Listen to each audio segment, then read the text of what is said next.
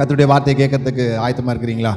தெய்வீக உறவு என்பது பிதாவாகிய தேவனை அடித்தளமாகவும் கிறிஸ்துவை மையமாகவும் பரிசுத்த ஆவியானவரை வழிகாட்டியாகவும் கொண்ட ஒரு உறவு. Divine relationship is where Father is the foundation, Christ is the center and the Holy Spirit is the guide. வெளிப்படுத்தின விசேஷம் 21வது அதிகாரம் 3வது வசனம். மேலும் பரலோகத்திலிருந்து உண்டான ஒரு பெரும் சத்தத்தை கேட்டேன். இதோ மனுஷர்களிடத்திலே தேவனுடைய வாசஸ்தலம் இருக்கிறது, அவர்களிடத்திலே அவர் வாசமாய் இருப்பார், அவர்களும் அவருடைய ஜனங்களாய் இருப்பார்கள், தேவன் தாமே அவர்களோட இருந்து அவர்களுடைய தேவனாய் இருப்பார். அடுத்து 2வது கீவர்ஸ் நம்ம பார்த்தோம். யோவான் 17:3. ஒன்றான மெய் தேவனையும் மெய் தேவனாகிய உம்மையும் நீர் அனுப்பினவராகிய இயேசு கிறிஸ்துவையும் அறிவதே நித்திய ஜீவன். இதை ரெண்டையும் அடிப்படையாக வைத்து தான் இந்த நம்ம என்ன செய்ய போகிறோம், தொடர் போதனை நம்ம கொண்டு போக போகிறோம். அப்போ பிதாவாகிய தேவன் எப்படி அவர் இருந்தார், அவங்க எப்படி தேவன் எப்படி அவங்க செயல்படுறாங்க அப்படிங்கிறத நம்ம பார்த்தோம். அந்த திருத்துவத்தை குறித்து ஒரு பிக்சர் உங்களுக்கு காண்பிச்சேன். நம்முடைய தேவனாகிய தேவன் உறவிலிருந்து செயல்படுகிறவர் அப்படின்னு சொல்லி ஃபாதர், சன், ஹோலி ஸ்பிரிட், பிதா, குமாரன், பரிசுத்த ஆவியானவர் அவங்க எப்படி இருக்கிறாங்க? ஒன்றுக்குள்ளே ஒன்றா இருக்கிறாங்க. ஆமென். ஒன்றாக இருக்கிறது வேற, ஒன்றுக்குள்ளே ஒன்றா இருக்கிறது வேற. அப்போ அவர்கள் ஒன்றுக்குள்ளே ஒன்றா இருக்கிறதுனால தான் அவங்க எந்த இடத்துலையுமே எப்படி தெரிகிறது இல்லை, தனியாக தெரிகிறது இல்லை. அதுதான் அவங்களுடைய நேச்சர். அப்போ அந்த நேச்சர், அந்த சுவாபத்தின்படி, அந்த ரூபத்தின்படி யாரை சிருஷ்டிச்சாங்க?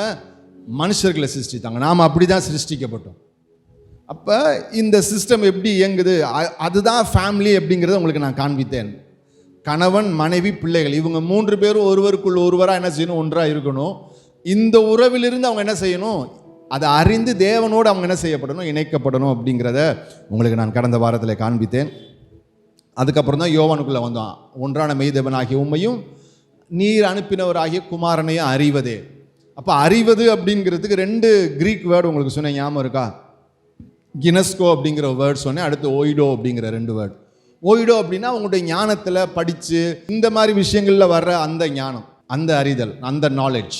ஆனால் கினஸ்கோ அப்படிங்கிறது எக்ஸ்பீரியன்ஸாக நீங்கள் பர்சனலாக டேஸ்ட் பண்ணி நீங்கள் பர்சனலாக உணர்ந்து அனுபவிக்கிறது.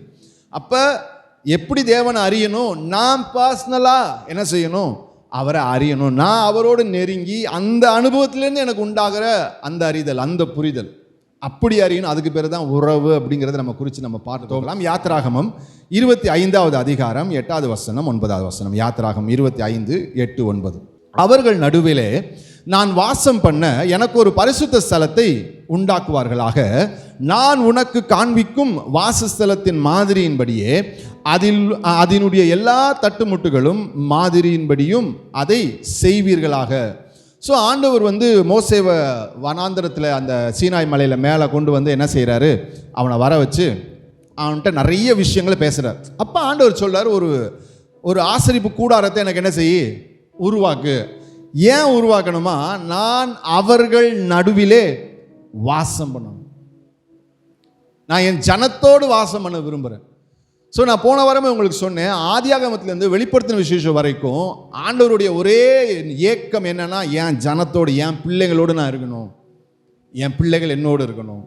அதுதான் ஆண்டவருடைய விருப்பம். ஹல்லேலூயா, ஹல்லேலூயா. அப்படி தான் ஆதாம் அவர் சிருஷ்டித்தார், ஏவாளை சிருஷ்டித்தார், எல்லாவற்றையுமே சிருஷ்டித்து என்ன செய்தார், அவர்களோடு உறவாட அவர் விரும்பினார். அவர் உறவின் தேவன், அவர் உறவிலிருந்து தான் செயல்படுகிறார். எல்லாவற்றையும் பார்த்தோம். இங்கே இஸ்ரவேலுக்கு நடுவே அவர் என்ன செய்கிறாரு, வாசம் பண்ண விரும்புகிறார். ஏன்னா இஸ்ரவேலை இப்போ ஒரு தனித்துவமான ஜனமாக என்ன செஞ்சிட்டார், ஆண்டவர் பிரிச்சுட்டார். மற்ற எல்லா ஜாதிகளை காட்டிலும் இவர்கள் யார், விசேஷித்தமானவர்கள். அப்போ இவர்கள் நடுவிலே நான் என்ன செய்ய போகிறேன், வாசம் பண்ண போகிறேன். இப்போ எனக்கு ஒரு கூடாரத்தை உண்டாக்கு அப்படின்னு சொல்கிறார். அப்போ அங்கேயும் இஸ்ரவேல் நடுவுலையும் ஆண்டவர் எதை தான் விரும்புகிறாரு, உறவை தான் விரும்புகிறாரு. ஸோ நீங்கள் நல்லா கவனித்து பார்த்தீங்க அப்படின்னா, அவர்கள் எவ்வளவு முரட்டாட்டம் பண்ணாலும் அவங்கள விட்டு ஆண்டவர் போனாரா? பழைய உடன்படிக்கையிலே ஆண்டவர் என்ன செய்யலை, போகவே இல்லை. ஜனங்கள் இந்த காரியத்தெல்லாம் மோசே மேலே கேட்டுக்கொண்டிருக்கும் பொழுது ஜனங்கள் கீழே என்ன செஞ்சிட்டான், கண்ணுக்குட்டியை செஞ்சு அவன் வேலையை பார்க்க ஆரம்பிச்சிட்டான். அப்போ ஆண்டவர் மோசேவை கீழே அனுப்புகிறார். நீ போ, கீழே போய் அவன் என்ன செய்கிறான்னு சொல்லி பாரு அப்படிங்கிறார். மோசே கீழே பார்த்தோன்னே அவருக்கு என்ன ஆயிடுச்சு, பயங்கர கோபம் ஆயிடுச்சு. போட்டு உடைச்சிட்டு இது பண்ணுறான். ஆண்டவர் சொல்கிறார், இல்லை இல்லை நான் என்ன செய்ய மாட்டேன், இனிமேல் உங்க கூட வரமாட்டேன் அப்படின்னு மோசே என்ன செய்கிறாரு, இல்லை ஆண்டவரே இந்த ஜனத்தை நீங்கள் தான் வெளியே கொண்டு வந்தீங்க, இந்த ஜனத்தை இங்கேயே அழிச்சிட்டீங்க அப்படின்னா அந்த ஜனத்தை அழிக்கிறது தான் அந்த தேவன் வெளியே கொண்டு வந்தார் அப்படின்னு சொல்லி, நீர் நீதி உள்ள தேவன், நீர் கிருபை உள்ளவர் என்று சொல்லி யார் பேசுகிறா? மோசே பேசுகிறார். அப்போ நம்ம இங்கே இதை படிக்கும் பொழுது, இல்லை இதை குறித்து நமக்கு எப்படி சொல்லி கொடுக்கப்பட்டிருக்குன்னா, மோசே இஸ்ரவேல் ஜனங்களுக்காக என்ன செய்தார், பரிந்து பேசினார். இங்கே பிதாவாகிய தேவன் எப்படி இருந்தார், பயங்கரமாக கோபத்தோடு இருந்தார் அப்படின்னு. நல்லா புரிஞ்சுக்குங்க. நான் உங்களுக்கு ஒரு புதிய பிக்சரை காமிக்கிறேன். இந்த 40 நாள் இரவும் பகலும் மோசே யாரோடு இருந்தார்? தேவனோடு இருந்தார். தேவனை அவர் என்ன செய்தார், முகமுகமாக தரிசித்தார், பார்த்தார். அவர் சத்தத்தை கேட்குறார், அவருடைய பிரசன்னத்திலே இருக்கிறார். அப்போ அவருடைய பிரசன்னத்திலே இருக்கும் பொழுது அவருடைய முகம் எப்படி இருந்துச்சு? மோசையோட முகம் எப்படி இருந்துச்சு? பிரகாசமாக இருந்துச்சு. கீழே வரப்போ அவரால் அவர் முகத்தை யாரால் என்ன செய்ய முடியல, பார்க்க முடியல. அப்போ அந்த வெளிச்சம் யாருடைய வெளிச்சம்? தேவனுடைய வெளிச்சம். அப்போ இப்போ மோசே தேவன்கிட்ட பேசுகிறாரு, மோசே ஜெபிக்கிறாரு. மோசே ஆண்டவர்கிட்ட சொல்கிறார், நீர் இரக்கமுள்ள தேவன் அல்லவா, நீர் கிருபை உள்ளவரா, இப்படியே வழியிலே அழிச்சிட்டா மற்ற ஜனம்லாம் என்ன சொல்லும், உங்களை குறித்து அவங்க என்ன நினைப்பாங்க? இவ்வளோ விஷயம் பேசுறது மோசேயுடைய வார்த்தைகளா அல்லது தேவனுடைய சுவாபமா? ஏன்னா இந்த 40 நாள் அவர் யாரோட க்ளோஸர் இருந்திருக்கிறாரு? தேவனோடு இருந்திருக்கிறாரு. தேவன் என்ன செய்ய ஆரம்பிச்சிருக்கிறாரு, அறிய ஆரம்பிச்சிருக்கிறாரு. ஆண்டவருக்கு கீழே என்ன நடக்குதுன்னு தெரியாதா? ஆனால் ஏன் மோசையை கீழே போய் அனுப்பி நீ போய் பாரு, ஒன்றுமே சொல்லாமல் நீ போய் பாரு. அப்போ மோசே இங்கே யார் சார்பாக பேசுகிறா? ஜனங்கள் சார்பாக பேசுகிறாரு. எப்படி பேசுகிறாரு? ஆண்டவருடைய சுவாபத்தை அறிந்து பேசுகிறாரு. ஸோ மோசேயுடைய ஜெபம் என்பது மோசேக்குள்ளேருந்து பிறந்தது அல்ல. மோசே தேவனை முகமுகமாக அறிஞ்சதுனால தான் மோசேவால் அப்படி என்ன செய்ய முடிந்தது, பேச முடிஞ்சு. இந்த இடத்துல நம்ம நிறைய நேரம் ஆண்டவரை கோபக்காரராகவும், இவர் என்னமோ ஆண்டவரை சாந்தப்படுத்தி ஆண்டவருடைய மனசை மாத்திரம். இல்லை இல்லை இல்லை இல்லை, நல்லா புரிஞ்சு கொள்ளுங்க கர்த்தருக்கு பிரியமானவர்களே. அதனால தான் நான் சொல்கிறேன், உறவின் தேவன் அவர். அப்போ மோசேவை ஆட்கொண்டு மோசேக்கு தன்னை வெளிப்படுத்தி அந்த வெளிப்பாட்டை பெற்றோன மோசேயோடைய ஜெபமே என்ன செஞ்சிருது, மாறிடுது. அதே மோசே ஜனங்களுடைய நெருக்கடிக்கு மத்தியில் இருக்கிறார். எல்லாரும் அவனை குற்றப்படுத்துறாங்க, பயங்கர ப்ரெஷரில் இருக்கிறார். ஆண்டவர் சொல்றாரு, இப்போ நீ என்ன செய், இந்த கண்மலையை பார்த்து பேசு அப்படிங்கிறாரு. இவன் என்ன செஞ்சிட்டான்? ரெண்டுக்கு வித்தியாசம் தெரியுதா? ஆண்டவரோடு அவர் ஐக்கியப்பட்டிருக்கும் பொழுது ஆண்டவருடைய நேச்சர்லேருந்து ஜனங்களுக்காக என்ன செய்கிறாரு, பரிந்து பேசுகிறாரு, செயல்படுறாரு, செபிக்கிறாரு.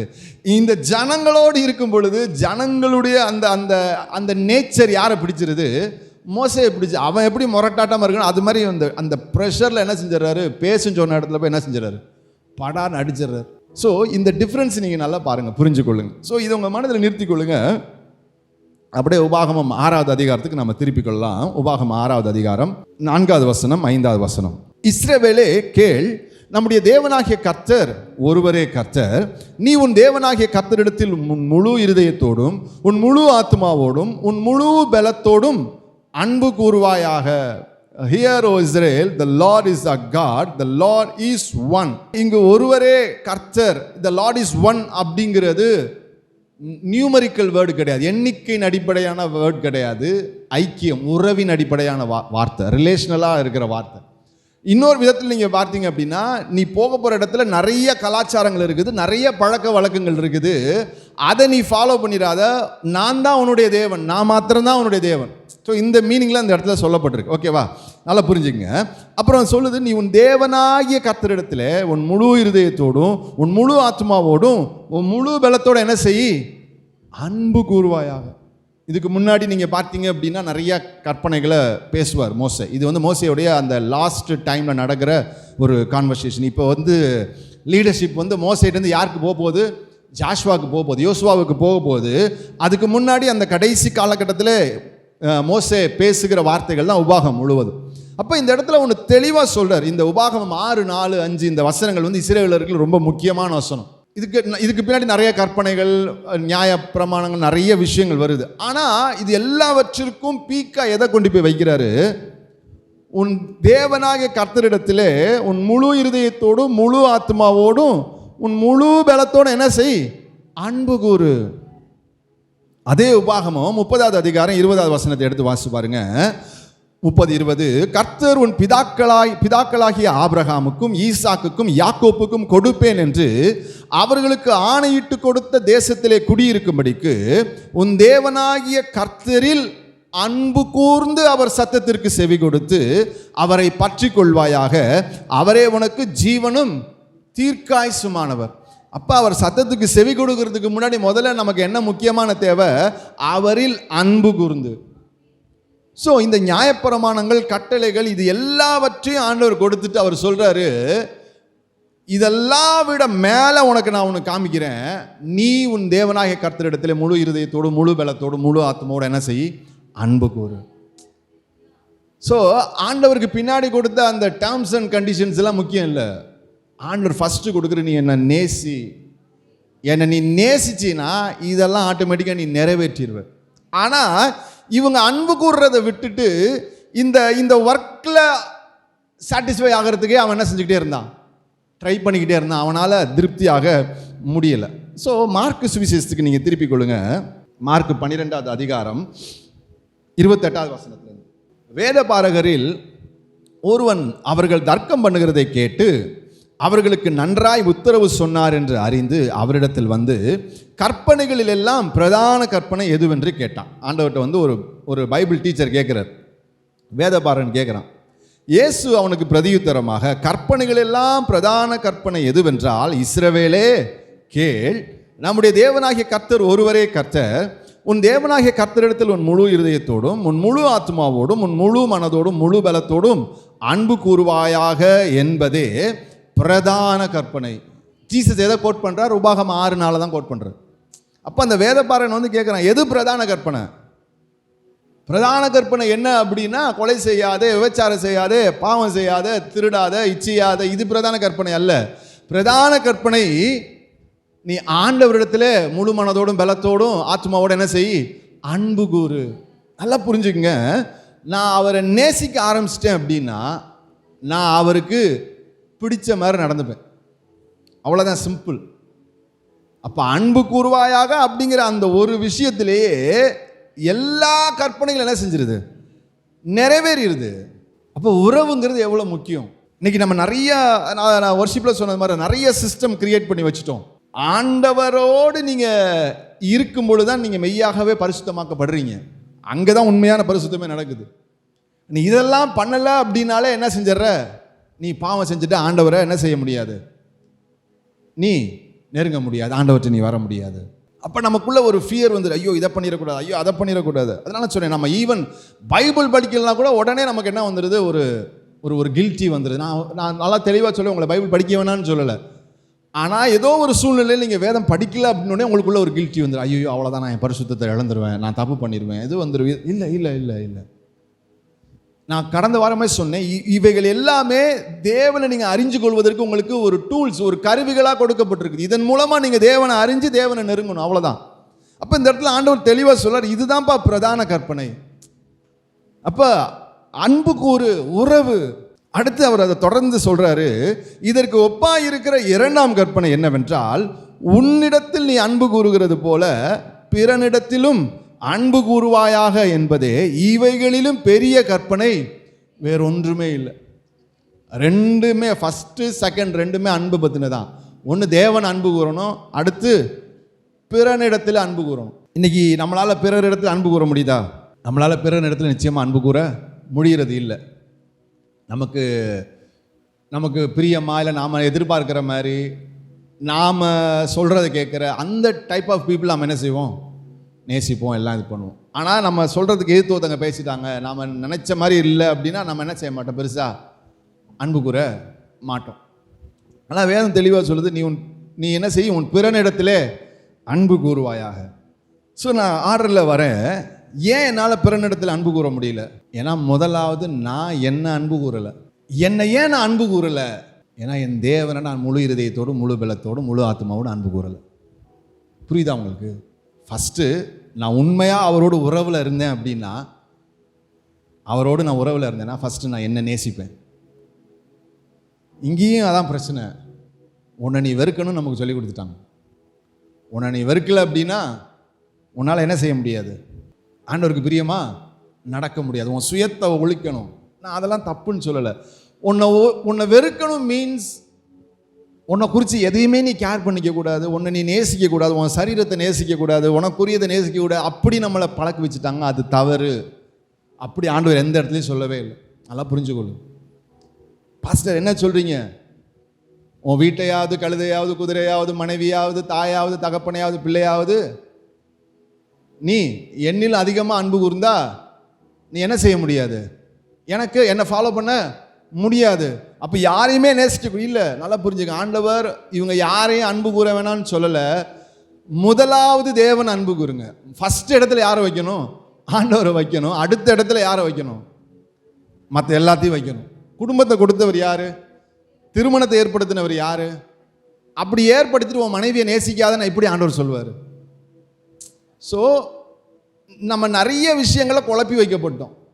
என்ன நான் நேசிக்கிறேன் அப்படின்னா நான் என் மனைவி என்ன செய்வேன்? நல்லா சத்தமாக சொல்லுங்க. ஏன்னா என் மனைவி யாரு? என்னுடைய எலும்பின் எலும்பு, என்னுடைய மாம்சம். அதே தான் அங்கேயும். மனைவி தன்னை நேசிக்கல அப்படின்னா தன்னுடைய தலையாகிய புருஷன் என்ன செய்ய முடியாது? நேசிக்க முடியாது. பிரச்சனை இன்னைக்கு இங்கே இதுதான். இந்த உறவு, இந்த அன்பு, இது எல்லாமே என்ன செய்யப்பட்டிருக்குது? ட்விஸ்ட் ஆயிடுச்சு. எல்லாமே குழப்பப்பட்டுருச்சு. இன்னைக்கு ஏன் என்ன எதிர்பார்ப்பு? என் புருஷன் என்ன தான் நேசிக்கணும், என் மனைவி என்ன தான் நேசிக்கணும், நான் சொல்றதா கேட்கணும். இந்த இந்த இந்த இழுபறி. கணவனுக்கு தெரியல இவன் ஏன் சரீரம்னு சொல்லி, மனைவிக்கு தெரியல இவர் ஏன் தலைன்னு.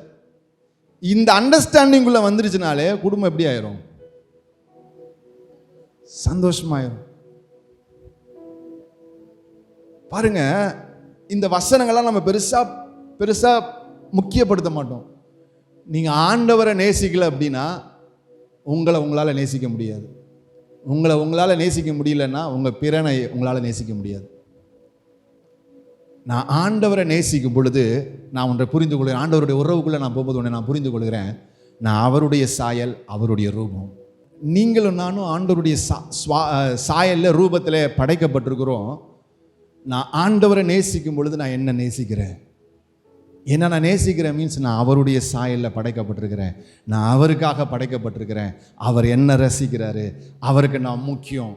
இந்த உணர்வெல்லாம் இருந்து நீங்கள் வரும் பொழுது நீங்கள் உங்களை நேசிக்க ஆரம்பிப்பீங்க. உங்களை நேசிக்கும் போது ஒரு அண்டர்ஸ்டாண்டிங் வரும். உங்களுடைய பக்கத்தில் உங்களுடைய பிறன், அது உங்களை மனைவியாக இருக்கலாம், பக்கத்து வீட்டுக்காரங்களாக இருக்கலாம், பிள்ளையாக இருக்கலாம், உங்களுக்கு அடுத்து இருக்கிற யாராக வேணா இருக்கலாம். இப்போ உங்களை நீங்கள் தேவ சாயலில் பார்த்து பழகி நேசிக்க ஆரம்பிச்சிட்டீங்க அப்படின்னா அடுத்தவங்களை பார்க்கும்போது நீங்கள் எப்படி பார்ப்பீங்க? இவர்களும் ஆண்டவருடைய சாயல், இவர்களும் தேவ சாயல். ஆனால் சர்ச் என்ன நமக்கு கற்றுக் கொடுத்துருச்சு? சர்ச்சுக்குள்ளே வந்துட்டியா, நீ அபிஷேகம் வாங்கிட்டியா, நீ ரட்சிக்கப்பட்டுட்டியா, மற்றவங்களாம் என்னது? பாவி. கர்த்தருக்கு பிரியமானவர்களே, இந்த மைண்ட் செட்லேருந்து தயவாக நீங்கள் வெளியே வாங்க. இன்றைக்கி நான் உங்களுக்கு ஒரு செயின் லிங்க் காமிச்சிருக்கிறேன். நீங்கள் ஆண்டவரில் அன்பு கூறுங்க. நீங்கள் ஆண்டவரில் அன்பு கூறுங்கன்னா உங்களை நேசிப்பீங்க. நீங்கள் எப்படி இருந்தாலும் உங்களை நேசிப்பீங்க. ஏன்னா நான் ஆண்டவருடைய சாயல். உங்கள் தகுதி திறமையை வச்சு உங்களை நேசிக்க மாட்டீங்க. உங்களுக்கு இருக்கிறவைகளை வச்சு உங்களை நேசிக்க மாட்டீங்க. நான் ஆண்டவருடைய சாயலில் படைக்கப்பட்டிருக்கிறேன். உங்களை நீங்கள் நேசிக்க ஆரம்பிப்பீங்க. நான் ஆண்டவருடைய ரூபத்தில் இருக்கிறேன். நான் ஆண்டவருடைய ரூபத்திலிருந்து இங்கே இந்த உலகத்தில் நான் என்ன செய்வேன்? செயல்படுவேன். எல்லாரையும் நேசிப்பேன். இந்த கனெக்ஷனில் ஒன்று பிரேக் ஆனாலும் மற்ற எல்லாம் டெஸ்ட்ராய் ஆகும். அதனால ஆண்டவர் இந்த இடத்துல அவன் கேட்டது பிரதான கற்பனை எதுன்னு தான் கேட்டார். ஆண்டவர் உபாகமம் 6:4 சொல்லிட்டு அடுத்து சொல்கிறார். நான் இதை தேடி பார்த்தேன். ஆனால் ஓல்ட் டெஸ்ட்மெண்ட்டில் நம்ம பைபிளில் இந்த 2வது இது எங்கேயும் கிடைக்கல. பட் ஆனால் நான் சில இடத்துல கேட்கலான்னு இருக்கிறேன். இந்த 2வது கற்பனை எங்கே போடப்பட்டிருக்கு, எந்த இடத்துல இருக்குது, மறைபொருளாக இருக்குதா இல்லை எப்படிங்கிறத நான் நிச்சயமாக உங்களுக்கு அதை நான் மெடிடேட் பண்ணி நான் உங்களுக்கு சொல்கிறேன். அப்போ அந்த வேதபாரகன் சொல்கிறான் 32வது வசனத்தை நீங்கள் பார்த்தீங்க அப்படின்னா, அதற்கு வேதபாரகன், சரிதான் போதகரே, நீர் சொன்னது சத்தியம். ஒரே தேவன் உண்டு, அவரை தவிர வேறொரு தேவன் இல்லை. முழு இருதயத்தோடும் முழு மனதோடும் முழு ஆத்மாவோடும் முழு பலத்தோடும் அவரிடத்தில் அன்பு கூறுகிறதும் தன்னிடத்தில் அன்பு கூறுகிறது போல பிறனிடத்தில் அன்பு கூறுகிறதுமே சர்வாங்க தகனம் முதலிய பலிகளை பார்க்கிலும் முக்கியமாக இருக்கிறது என்றான். நிறைய பேர் இயேசு கிறிஸ்துவ கொஸ்டின் கேட்பாங்க. கேட்குற எல்லாரும் சந்தோஷமாக திரும்பி போய் பார்த்துருக்குறீங்களா? எல்லாம் துக்கமாக தான் திரும்பி போவான். ஆனால் பாருங்கள், இந்த வேத பாரகன் வந்து அவரை கவனித்து தான் கேட்குறான். எல்லாரும் வந்து அவர்கிட்ட தர்க்கம் பண்ணுறாங்க, அவர் சரியாக பதில் கொடுக்குறான்னு தெரிஞ்சு தான் அவர்கிட்ட போய் கேட்குறான், எது பிரதான கற்பனை. அப்போ ஆண்டவர் சொன்னோன்னே அவனுக்குள்ள ஒரு அண்டர்ஸ்டாண்டிங் வருது. ஆமாம், கரெக்டாக தான், நீங்கள் சரியாக தான் சொல்லியிருக்கிறீங்க, நீங்கள் சொன்னது சத்தியம், ட்ரூத், அதுதான் இது. இந்த ரெண்டும் தான் சர்வாங்க தகன முதலிய பலிகளை பார்க்கிலும் முக்கியமாக இருக்கிறது. ஜீசஸ் சொல்லுங்க, யார் சொல்றா?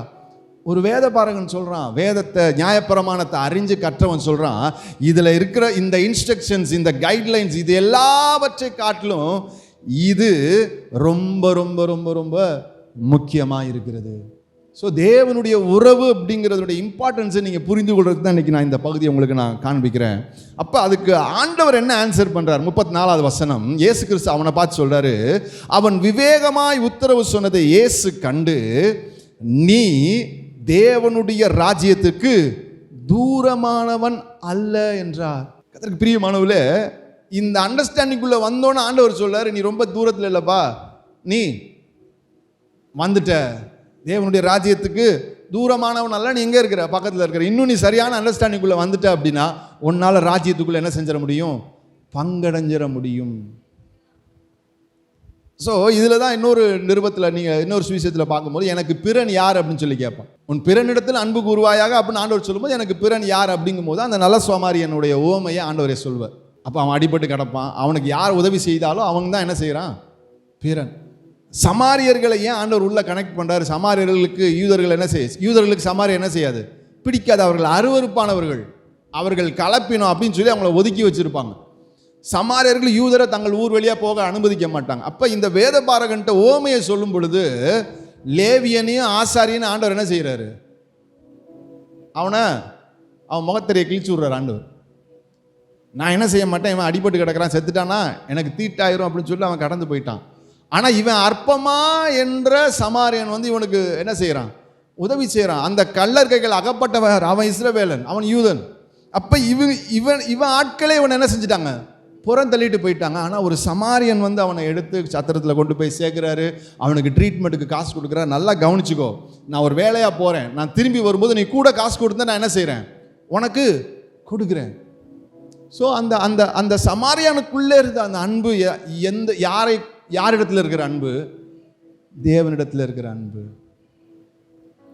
அப்போ ஆண்டவர் சொல்றாரு, இது எனக்குள்ள இருக்கிற நேச்சர், இது எனக்குள்ள இருக்கிற சுவாபம். நீ கீழே ஒருத்தனை பார்க்குறியே, கீழே வச்சு பார்க்குறியே, அவனுக்குள்ள அந்த சுவாபம் இருக்குது, உனக்குள்ள அந்த சுவாபம் இல்லை. உன்னுடைய பிறன் இவன் தான். நீ இப்படிப்பட்டவர்களுக்கு செய், தேவ அன்பை காண்பி, அன்பிலிருந்து ஆப்ரேட் ஆகு. அப்போ இந்த அன்பு கூறுவாயாக அப்படிங்கிற அந்த வேர்ட் ரொம்ப ரொம்ப ரொம்ப ரொம்ப powerful word. Love your God. தேவனுடைய முழு இருதயத்தோடும், முழு ஆத்மாவோடும், முழு பலத்தோடும் அவரிடத்திலே அன்பு கூறுவாயாக. God desire more than outward obedience. He wanted a covenant relationship based on love. வெளியரங்கமாக சில விஷயங்களை செஞ்சு அன்பு கூறுறது மாதிரி இருக்கிற அந்த மாதிரி பிக்சரைஸ் பண்ணிக்கிற அந்த விஷயத்தை ஆண்டவர் விரும்பலை. அவர் உடன்படிக்கைக்குள்ளே இருந்து உறவின் அடிப்படையில் அன்பு கூறுறது அவர் என்ன செய்கிறாரு? விரும்புகிறார். அந்த உறவின் அடிப்படையில் எப்படி அப்படிங்கும் பொழுது கமிட்மெண்ட், அர்ப்பணிப்பு, லாயல்ட்டி, விசுவாசம், ஃபெய்த்ஃபுல்னஸ், உண்மையுள்ளம், ஒபீடியன்ஸ், கீழ்ப்படிதல், இந்த விதங்களில் நீங்கள் ஆப்ரேட் ஆகி அவரோடு நடக்கிற அந்த அனுபவத்துக்கு பேர் தான் love your God with your heart. அப்போ உங்களுக்கும் ஆண்டவருக்கு எப்படிப்பட்ட அர்ப்பணிப்பு இருக்குது? அந்த அர்ப்பணிப்பு அன்பின் அடிப்படையில் இருக்குதா, இல்லை வெறும் வெத்து கீழ்ப்படிதலில் இருக்குதா? கீழ்ப்படுகிறதெல்லாம் அன்பு இல்லை. வேதத்தில் ஒரு ஓமை சொல்லப்பட்டிருக்கும். ஒருத்தனுக்கு 2 பிள்ளைங்க இருப்பாங்க. ஒருத்தனை கூப்பிட்டு அப்பா இந்த வேலையை செய்யணுவார். அவன் என்ன செய்வான்? அதெல்லாம் செய்ய முடியாதுன்னு போயிடுவான். ஆனால் இன்னொருத்தனை கூப்பிட்டு அப்பா சொல்லுவார், செய்ப்பா அப்படின்வார். அப்பா அவன் சொல்லுவான், செய்கிறேன் தகப்பனே, செய்கிறேன் பிதாவே அப்படின்னு சொல்லிட்டு அவன் என்ன செய்வான்? அப்பாட்ட சொல்லிவிட்டு அவன் என்ன செய்வான்? போய் ஒன்றுமே செய்ய மாட்டான். ஆனால் செய்ய மாட்டேன்னு சொன்னவன் திடீர்னு அவனுக்குள்ளே வந்துச்சா, நம்ம அப்பா நம்மளை நம்பி சொன்னாரே அப்படின்ட்டு அவன் வந்து திரும்ப வந்து என்ன செய்வான்? அதை செய்வான். கீழ்ப்படிதலில் 2 விதம் இருக்குது. நீங்கள் அன்புலேயும் கீழ்ப்படியலாம், அன்பு இல்லாமல் கீழ்ப்படியலாம். நீங்கள் அன்பு இல்லாமல் ஐயோ இவங்களுக்கு வேறு வேலை இல்லை அப்படின்னு சொல்லிட்டு நம்ம செஞ்சோம் அப்படின்னா அது உண்மையான கீழ்ப்படிதல் கிடையாது.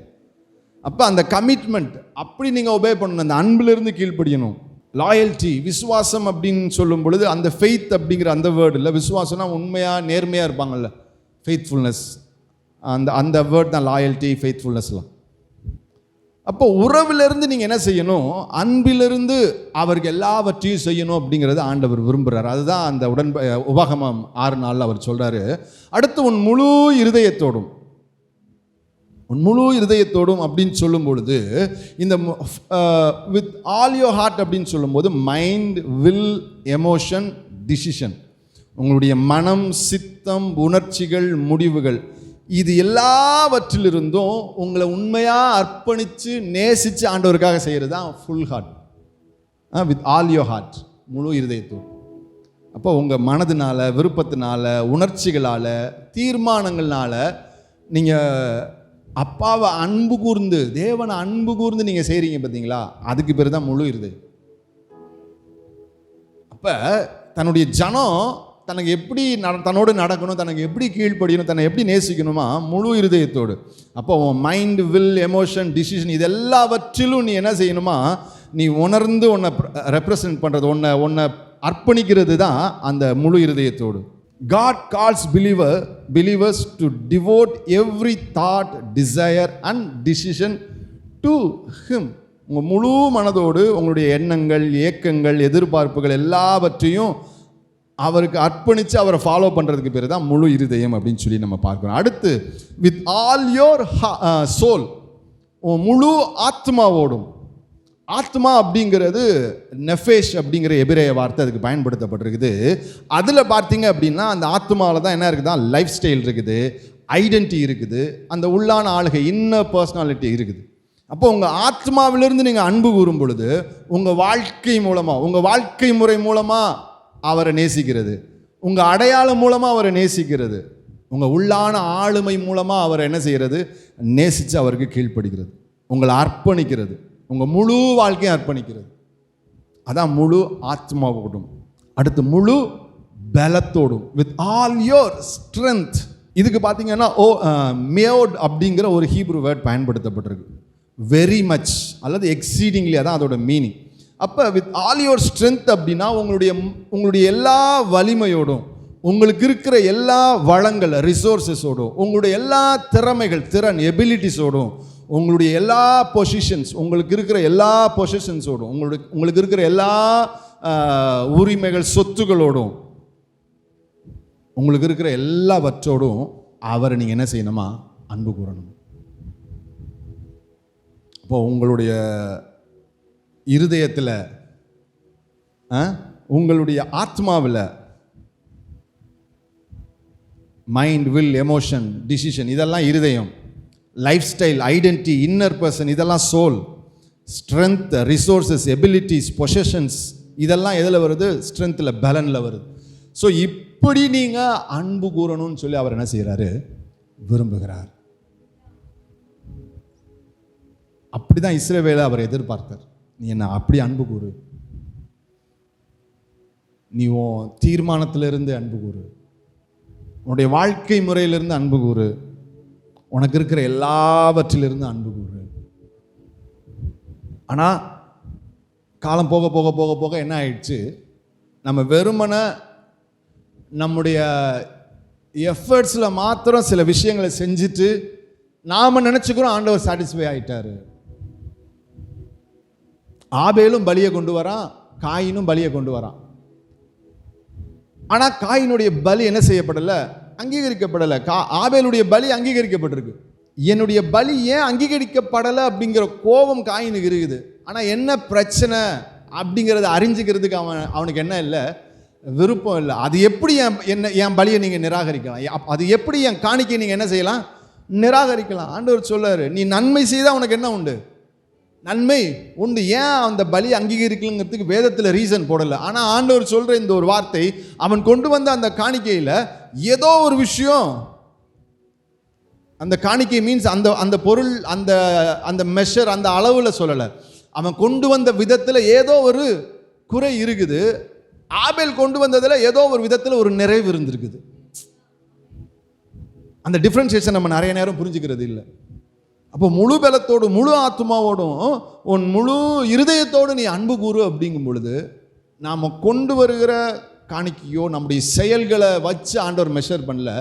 இதை எந்த ஹார்ட்டோடு நான் செய்கிறேன், இந்த எந்த ஹார்ட்டோடு நான் செய்கிறேன். அந்த இளைய குமாரன் மூத்த குமாரன் ஸ்டோரியில் 2 பேருமே யாரோட தான் இருக்கிறான்? அப்பாவோடு தான் இருக்கிறான். ஒருத்தன் எல்லாத்தையும் வாங்கிட்டு அப்பா விட்டு போயிட்டான், ஆனால் இன்னொருத்தன் அப்பாவோடு தான் இருக்கிறான். உலக பிரகாரமாக பார்க்கும்பொழுது பாரு, இந்த இளைய குமாரன் தான் என்ன செஞ்சுட்டான்? தகப்பனை விட்டு போயிட்டான். இந்த மூத்த பையன் பரவாயில்லப்பா, அப்பாவோடு இருந்து குடும்பத்தை கவனிச்சுக்கிறான். ஆனால் அவன் அப்பாவோட உறவில் இருந்தானா? இல்லை. அவன் சிஸ்டமேட்டிக்காக இருந்தான். அப்பாவுக்கு இது பிடிக்கும், இது பிடிக்காது, இதை நான் செஞ்சிட்றேன். ஆனால் அவனுடைய முகத்தில் எப்போ கிழிக்கப்பட்டுச்சு, அவனுடைய உண்மை எப்போ வெளிப்பட்டுச்சு? இளையகுமாரன் திரும்ப வீட்டுக்கு வரும்போது அப்பா சந்தோஷப்படுறாரு, இவனால் சந்தோஷப்பட முடியல. இவனுக்கு அது என்னவா இருக்குது? கஷ்டமாக இருக்குது. அது எப்படி வேசிக்கல் இடத்துல முடியும்? ஆஸ்தியெல்லாம் அழிச்சிட்டு வந்துட்டான், அவனை கூப்பிட்டு நீ விருந்து வச்சு ஆட்டம் போட்டுட்டு இருக்கிற, நான் உன் கூடயே இருந்தேன். அப்போ இவன் உறவில் இருந்தானா இல்லை சிஸ்டமில் இருந்தானா? சிஸ்டமில் தான் இருந்தான். இன்னைக்கு நீங்களும் நானும் நிறைய நேரம் அப்படி தான் இருக்கிறோம். நான் 3 வேளை ஜெபிக்கிறேன், எனக்கு ஒன்றும் நடக்க மாட்டேங்குது. அவன் ஒன்றுமே செய்யலை, அவனுக்கு நடந்துருச்சே, அவனுக்கு கிடச்சிருச்சே. இந்த தாட் வந்துருச்சுனால நீங்கள் யாராக இருக்கிறீங்க? மூத்த குமாரனாக இருக்கிறீங்க. இல்லை, மூத்த குமாரன் அப்பாவோடு இருந்ததுனால அவன் அப்பாவோட பிள்ளை இல்லை. மனதளவில் அவன் எங்கே தான் இருக்கிறான்? தூரமாக தான் இருக்கிறான். இன்னும் சொல்ல போனால் இளைய குமாரனை விட ரொம்ப ஒஸ்ட்டாக தான் இருக்கிறான். இளைய குமாரனே மனம் திரும்பி வீட்டுக்கு வந்துட்டானா? அவனுக்கு சாப்பாடு இல்லை, பசி. ஒருவேளை அவனுக்கு சாப்பாடு கிடச்சிருந்துச்சுன்னா அப்பாவை என்ன செஞ்சிருக்க மாட்டான்? அப்பாவை விட நினச்சிருக்க மாட்டான். இப்போ சாப்பிட்றதுக்கு சாப்பாடு கிடைக்கல, சாப்பாடே இல்லை. பண்ணிக்கு கிடைக்கிற தவிடு கூட அவனுக்கு கிடைக்க மாட்டேங்குது. சரி, அப்பா வீட்டில் வேலைக்காரங்களாம் சந்தோஷமாக இருக்கிறாங்க, அதனால் போய் ஒரு வேலைக்காரனா என்ன செஞ்சிடலாம், ஜாயின் பண்ணிடலாம். அப்படி தான் அவனே வந்தான். அவனும் தகப்பனை என்ன செய்யலை, புரிஞ்சு வரல. ஆனால் இங்கே வந்த பிறகு தான் தகப்பனே அவன் என்ன செய்கிறான், புரிந்து கொள்கிறான். எப்போ அவனுக்கு வஸ்திரத்தை கொடுத்து, செருப்பை கொடுத்து, மோதிரத்தை கொடுத்து, எல்லாவற்றையும் கொடுத்து அவனை ப்ளஸ் பண்ணாலும் அதுக்கப்புறம் ஓ அப்பா இப்படி தானா. அப்போ 2 குமாரனுமே யாரை புரிஞ்சிக்கல? அப்பாவை புரிஞ்சிக்கல. ஆனால் ஒரு ஸ்டேஜில் இளைய குமாரன் புரிஞ்சுக்கிட்டான், அப்பா என்னை இவ்வளோ நேசிக்கிறாரா. ஆனால் கடைசி வரைக்கும் மூத்த குமாரன் என்ன செய்யவே இல்லை, வெளியே தான் நின்றுட்டு இருக்கிறான். அவனால் அந்த சந்தோஷத்துக்குள்ள உள்ள வர முடியல. அப்போ இது நாள் வரைக்கும் அவன் அப்பாவை நேசிச்சதெல்லாம் ஒரு முழுமையான நேசம் அல்ல. இன்னைக்கு நீங்களும் நானும் நிறைய நேரம் மூத்த குமாரர்களாக இருக்கிறோம். எனக்கு நிறைய நேரம் கொஸ்டின் வந்திருக்கு. நம்ம ஒரு விஷயத்தை வாங்கிக்கிறதுக்கு, பெற்றுக்கொள்றதுக்கு இவ்வளவு போராட வேண்டியிருக்குதே. ஆனால் இவங்கெல்லாம் ஒன்றுமே செய்யலை, இவங்களுக்கு ஈஸியாக எல்லாம் கிடைக்குது. இப்படி நான் நிறைய நேரம் நினச்சிருக்கிறேன். நான் இன்னைக்கு ஓப்பனாக உங்க முன்னாடி சொல்கிறேன். நான் அதான் சொன்னேன், நான் பெரிய பரிசுத்தவான்லாம் இல்லை. நம்ம ஒவ்வொரு விஷயத்துக்கும் நம்ம இவ்வளோ சஃபர் ஆகிறோமே, இவ்வளவு மெனக்கட வேண்டியிருக்குது. ஆனால் சிலருக்கு ஈஸியாக அதெல்லாம் கிடைக்குது. அப்போ என்கிட்ட இல்லாத எது அவன்கிட்ட இருந்துச்சு, அவனுக்கு மட்டும் ஏன் ஆண்டவர் செய்கிற, எனக்கு ஏன் ஆண்டவர் செய்ய மாட்டேங்கிறாரு? நம்ம நிறைய நேரம் சில நேரம் முரட்டாட்டம் பண்ணிட்டா வாங்கிடலாம் அப்படின்னு நம்ம நினைக்கிறோம். நீங்கள் அப்பாவோட உறவுக்குள்ளே கொஞ்சம் மெச்சூர் ஆகிட்டீங்க அப்படின்னா ஆண்டவர் காயப்பட்டுருவார். கொஞ்சம் ஓரமாக உட்காருப்பா, என்னை அண்டர்ஸ்டாண்ட் பண்ணிக்க, என்ன புரிஞ்சுக்கோ.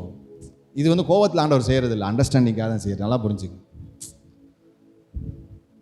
இப்போ நான் ரொம்ப லேட்டராக அதை அண்டர்ஸ்டாண்ட் பண்ண ஆரம்பிச்சு. அவனை நேசித்து ஆண்டவர் அவனுக்கு கொடுக்குறாரு, என்னை நேசித்து எனக்கு ஆண்டவர் கொடுப்பாரு.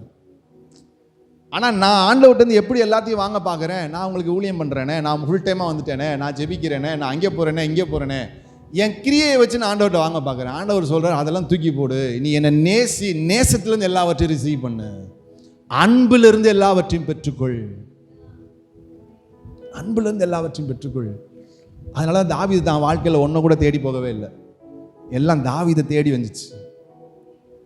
தாவீதை தேடி வந்துச்சு. அவன் அப்பா அவனை நேசிக்கலனாலும், அவன் சகோதரன் அவனை நேசிக்கலனாலும் எல்லாரையும் அவன் நேசித்தான். யாரையும் அவன் வெறுக்கலை. அவன் தகப்பனுக்கு அடங்கி இருந்தான். த நேச்சர், அவனுக்குள்ள இருந்த அந்த தெய்வீக சுவாபம். அதனால தான் கோலியாத்தை அவனால் வீழ்த்த முடிஞ்சிச்சு. அவன் எங்கேயுமே தன்னுடைய எபிலிட்டி தான் இந்த எதையுமே அவன் பார்க்கல. அவன் பார்த்தது முழுக்க முழுக்க முழுக்க தேவன் தேவன் தேவன் தேவன் தேவன், ஆண்டவர் ஆண்டவர் ஆண்டவர் ஆண்டவர். ஸோ இன்னைக்கு உங்களுடைய ஜெபத்தினால எதையும் ஆண்டவர்கிட்ட நீங்கள் வாங்கிடலாம் நினைக்காதீங்க.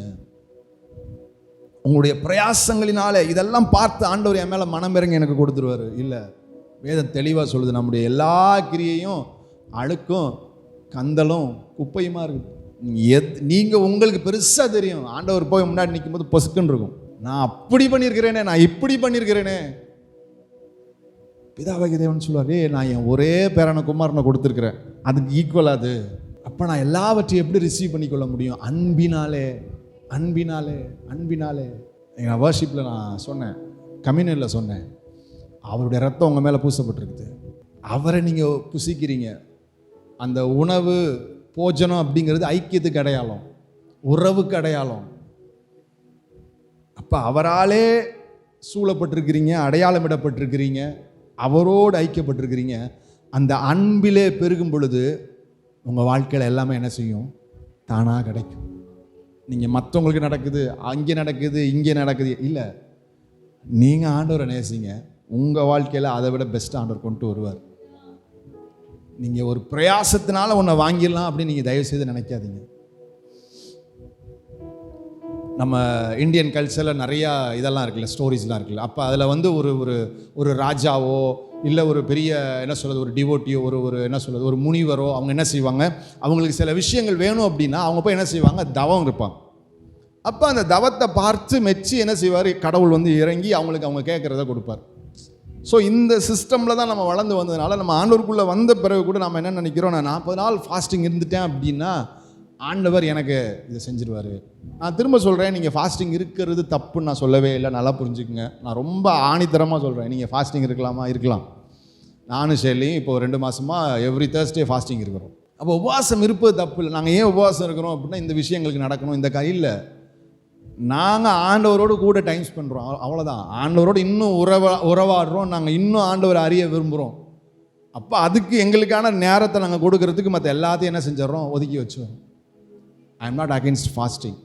ஆனால் உன்னை நான் பெற்றுக்கிறதுக்காக இல்லை, அதுக்கு நீ எந்த பிரயாசமே செய்ய வேணாம்னு ஆண்டவர் சொல்கிறார். நீ பிரயாசமே படாத, அதை நான் ரொம்ப சிம்பிளாக்கிட்டேன். உன் முழு இருதயத்தோடும், முழு பலத்தோடும், முழு ஆத்மாவோடு என்னில் அன்பு கூறு, தானாக நடக்கும். மத்தேயு 6வது அதிகாரம் அதான் சொல்கிறது, தேவனுடைய ராஜ்யத்தையும் அது நீதியும் தேடுங்கள்.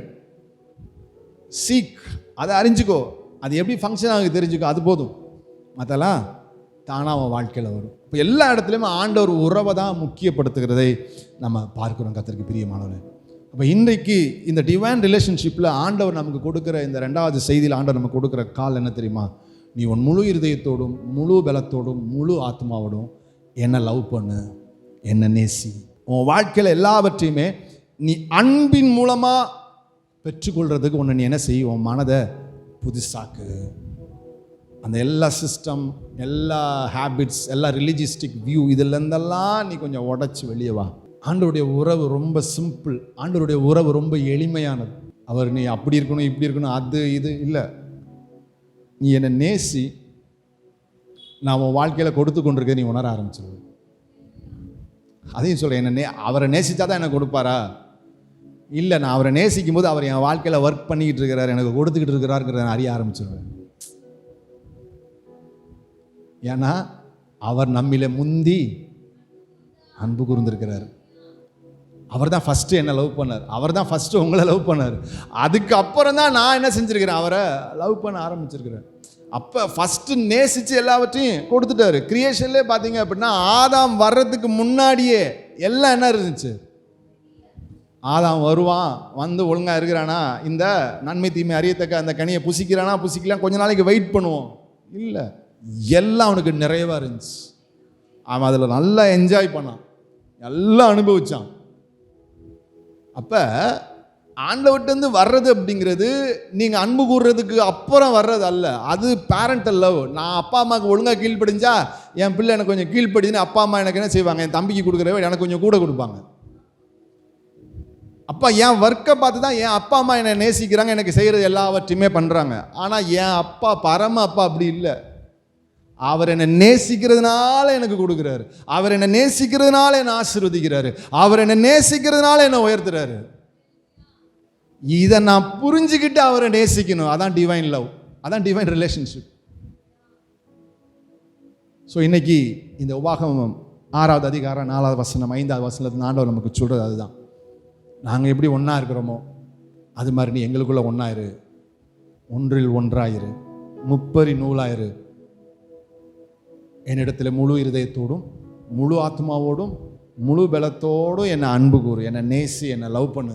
அதுதான் உன்கிட்ட நான் எக்ஸ்பெக்ட் பண்ணுறது, வேறு எதையுமே நான் எக்ஸ்பெக்ட் பண்ணலை. இந்த லவ்லேருந்து நீங்கள் கொடுக்குற சின்ன சின்ன விஷயம் கூட அவருடைய ஹார்ட் அப்படியே ஓவர்ஃப்ளோ ஆக வைக்கும். ஓவர்வெல்மிங்பாங்க, அப்படியே நிரம்பி வழி. சரி, என் பிள்ளை அதான் அந்த ஏழை விதவை போட்ட 2 காசு அவருக்கு எப்படி தெரிஞ்சிச்சு? பெருசு, இதுதான் பெரிய காணிக்கை அப்படிங்கிறார். ஏன்னா அதை முழு மனசாக அந்த அம்மா போட்டாங்க, முழு மனசாக செஞ்சாங்க. கர்த்தருக்கு பிரியமானவர்களே, இந்த நாட்களில் நீங்களும் நானும் அப்படிப்பட்ட ஒரு அன்புக்குள்ளே நம்ம போவோம். அப்படிப்பட்ட ஒரு அன்பை நம்முடைய தேவனுக்கு கொடுப்போம். அவர் உங்களிடத்தில் எதிர்பார்க்கிறது உங்களுடைய பரிசுத்தம் அல்ல, அவர் உங்களிடத்தில் எதிர்பார்க்கிறது உங்களுடைய காணிக்கை அல்ல, அவர் உங்களிடத்தில் எதிர்பார்க்கிறது எதுவுமே இல்லை. ஏன்னா உங்களால் எதையுமே உங்களுக்குள்ளே என்ன செய்ய முடியாது, ஒர்க் பண்ணிக்க முடியாது.